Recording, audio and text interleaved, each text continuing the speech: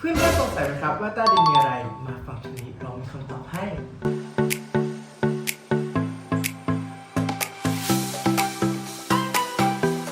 Graphene-Rating Radar หรือการเห็นลึกด้วยสัญญาณเรดาร์หรือเรียกสั้นๆว่า GPR เป็นการสำรวจด้วยเทคนิคทางธรณีฟิสิกส์ส่วนใหญ่มักใช้หาวัตถุหรือโครงสร้างที่มีอยู่ใต้ดินในระดับที่มันลึกมากๆนะครับแต่ในการสำรวจระดับตื้นเนี่ยก็มีการทำกันอย่างแพร่หลายด้วยโดยวิธี GPR เนี่ยเป็นวิธีการสำรวจทางวิศวกรรมธรณีฟิสิกส์โดยใช้คลื่นแม่เหล็กไฟฟ้าหรือ Electromagnetic Wave ในการตรวจสอบสภาพใต้ดินในระดับตื้นโดยให้ผลลัพธ์ภาพที่มีความละเอียดสูงมากเลยครับซึ่งวิธีการสำรวจด้วย GPR เนี่ยได้ประสบผลสำเร็จอย่างกว้างขวางในการประยุกต์การใช้งานไม่ว่าจะเป็นการจัดทำแผนที่ของโครงสร้างทางธรณีวิทยาตลอดจนถึงใช้ตรวจสอบโครงสร้างคอนกรีตซึ่งตัว GPR นี่นะครับเป็นเครื่องมือที่ทรงประสิทธิภาพมากเลยนะครับในการใช้งานสำรวจใต้ผืนดินอย่างละเอียดและมันเนี่ยยังถูกนำไปใช้ในการควบคุมคุณภาพในงานวิศวกรรมก่อสร้างอีกด้วยครับตัวอย่างเช่นครับระบบสาธารณูปโภคในบ้านเราเนี่ยในปัจจุบันเนี่ยเรามักจะเห็นมันติดตั้งอยู่ใต้ดินอยู่แล้วใช่ไหมครับแต่ในอดีตเนี่ยก่อนการติดตั้งมันจะต้องมีการวางแผนการวางท่อรวมถึงการติดตั้งป้ายเครื่องหมายแสดงแนวท่อที่ทำการติดตั้งครับ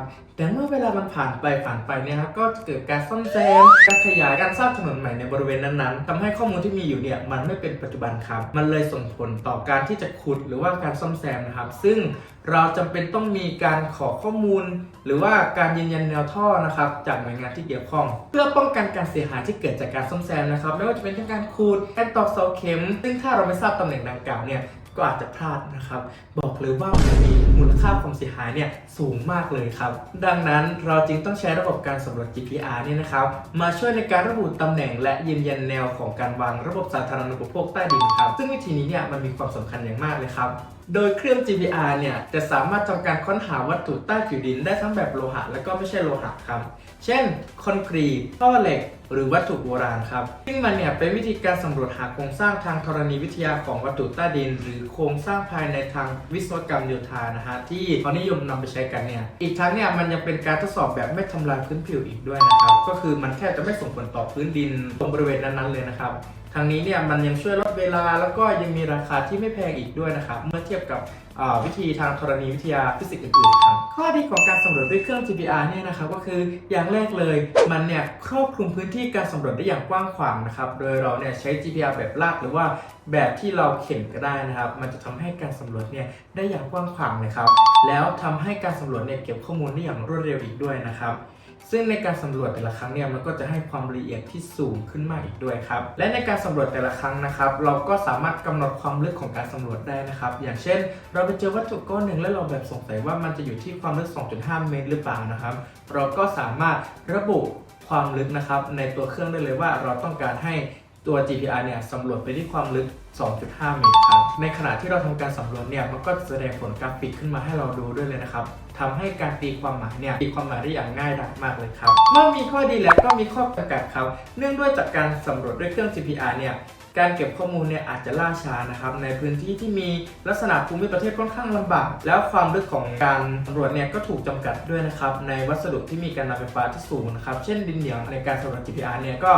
มีลิมิตของการสำรวจมันนะครับอย่างเช่นเราต้องการสำรวจที่มีความลึกมากๆนะครับแต่ด้วยความที่มันเป็นแมคโครเคลย์ใช่ไหมครับ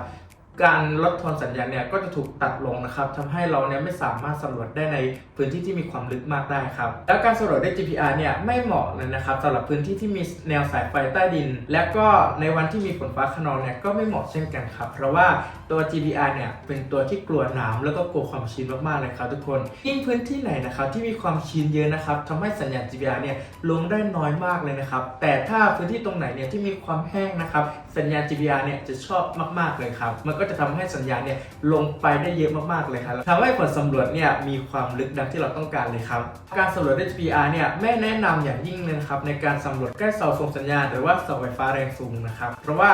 เมื่อเราไปสำรวจใกล้ๆบริเวณนี้แล้วเนี่ยจะทำให้เกิดสัญญาณรบกวนครับทำให้การแปลความหมายของข้อมูลเนี่ยมันก็จะผิดเพี้ยนไปหรือว่าจะไม่สามารถแปลความหมายของข้อมูลนั้นๆได้ครับ เห็นไหมล่ะครับว่าเราเนี่ยไม่จำเป็นต้องทำลายพื้นผิวนะครับเพื่อต้องการทราบสิ่งที่อยู่ใต้ผิวดินเลยนะครับเพียงเราใช้วิธี GPR ในการสำรวจเนี่ยก็ทำให้เราทราบถึงระบบสาธารณูปโภคต่างๆใต้ผืนดินแล้วนะครับซึ่งวิธีนี้มันรวดเร็วง่ายแล้วก็มีค่าใช้จ่ายที่ถูกมากเลยครับหากเพื่อนๆนะครับมีคำถามหรือว่าสงสัยตรงไหนนะครับสามารถคอมเมนต์เข้ามาพูดคุยกันได้เลยนะครับและสามารถไปติดตามคอนเทนต์อื่นๆของบริษัท Asia Testing Equipment นะครับได้ที่ข้างๆนี้เลยนะครับจิ้มไปดูได้เลย